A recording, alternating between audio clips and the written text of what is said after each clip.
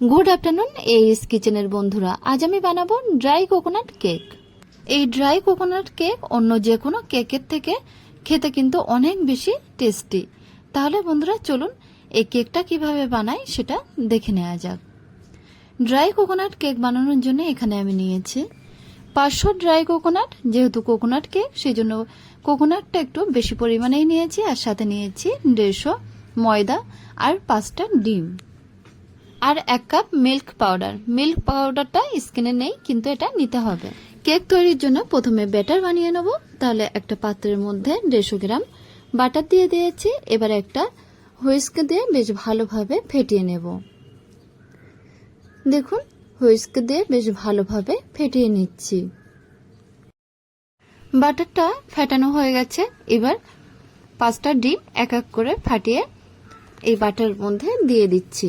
অনেক সময় ডিম খারাপ থাকতে পারে, এই জন্য আলাদা একটা পাত্রের মধ্যে একটা একটা করে ডিম বাটারের সাথে মিশিয়ে দিচ্ছি। 5টা ডিমই ফাটানো হয়ে গেছে। এবার ডিম এবং বাটারটা আরো একবার ফেটিয়ে নেব।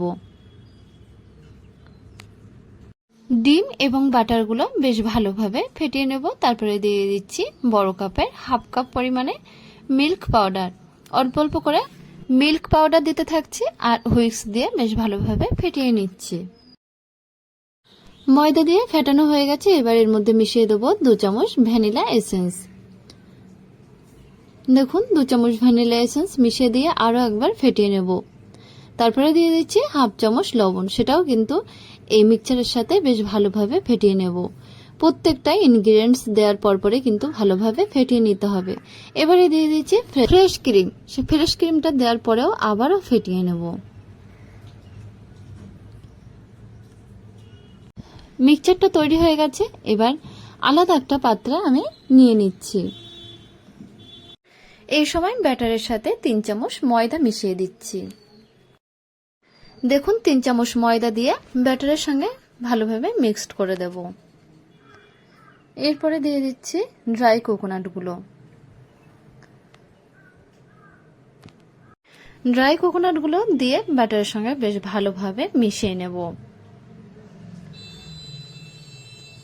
দেখুন ব্যাটারের সঙ্গে বেশ ভালোভাবে মিশিয়ে নিয়েছি। এরপরে একটা বড় কাপের 1/2 কাপেরও কম উষ্ণ গরম দুধ দিয়ে দিচ্ছি ব্যাটারের মধ্যে। দুধটা দিয়েও ব্যাটারের সাথে ভালোভাবে মিশিয়ে নিচ্ছি। এরপরে দিয়ে দেবো ছোট চামচের 1/2 চামচ বেকিং পাউডার। এটাও কিন্তু ব্যাটারের সাথে ভালোভাবে মিশিয়ে নিতে হবে। তৈরি হয়ে গেছে ড্রাই কোকোনাটের ব্যাটার। ব্যাটারটা যেহেতু আমি একটু বেশি পরিমাণে বানিয়েছি, সেই জন্য আমি এখানে 2টো কেকের বোল নিয়েছি। আর এই বোলের মধ্যে সাদা তেল ব্রাশ করে নিয়েছি। তারপরে দিয়ে দিচ্ছি ট্রেসিং পেপার। দেখুন 2টো বোলের মধ্যেই সাদা তেল ব্রাশ করে নিয়েছি। তার উপরে ট্রেসিং পেপার দিয়ে এবার ব্যাটারটা 2টো বোলের মধ্যে সমানভাবে দিয়ে দিচ্ছি। ব্যাটারটা দেওয়ার পরে বেশ ভালোভাবে ঝাঁকিয়ে ঝাঁকিয়ে ব্যাটারটা চেপে দিচ্ছি। দেখুন এইভাবে ব্যাটারটা সমান করে দিতে হবে। যেহেতু এটা ড্রাই কোকোনাট কেক, সেই জন্য ওপর থেকে কোকোনাটের পাউডার দিয়ে দিচ্ছি। এবার স্টিমের জন্য একটা বড় পাত্র প্রি হিটে বসিয়ে রেখেছিলাম। তার মধ্যে বেশ অনেকটা পরিমাণে লবণ দিয়ে রেখেছি। লবণের উপরে একটা স্ট্যান্ড বসিয়ে তার উপরে কেকের বোলটা বসিয়ে দিলাম।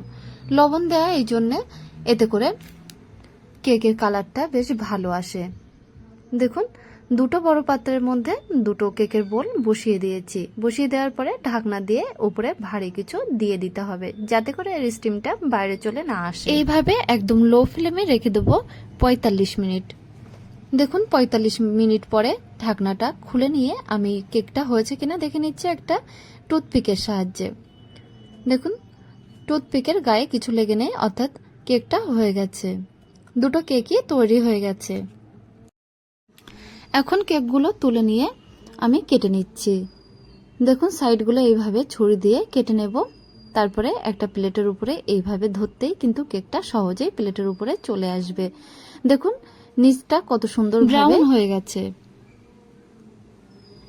লবণটা দেওয়ার ফলে কিন্তু কেকের নিচটা ব্রাউন কালার চলে এসেছে। তৈরি হয়ে গেছে ড্রাই কোকোনাট কেক। এই ড্রাই কোকোনাট কেক অন্য যে কোনো কেকের তুলনায় খেতে খুবই টেস্টি। তাহলে বন্ধুরা আমার এই রেসিপিটা দেখে একবার বাড়িতে বানিয়ে ফেলতে পারেন। আর যদি ভালো লেগে থাকে তাহলে অবশ্যই আমাকে কমেন্ট করে জানাবেন। আর আমাদের চ্যানেলটিকে যদি সাবস্ক্রাইব করা না থাকে তাহলে সাবস্ক্রাইব করার অনুরোধ রইল।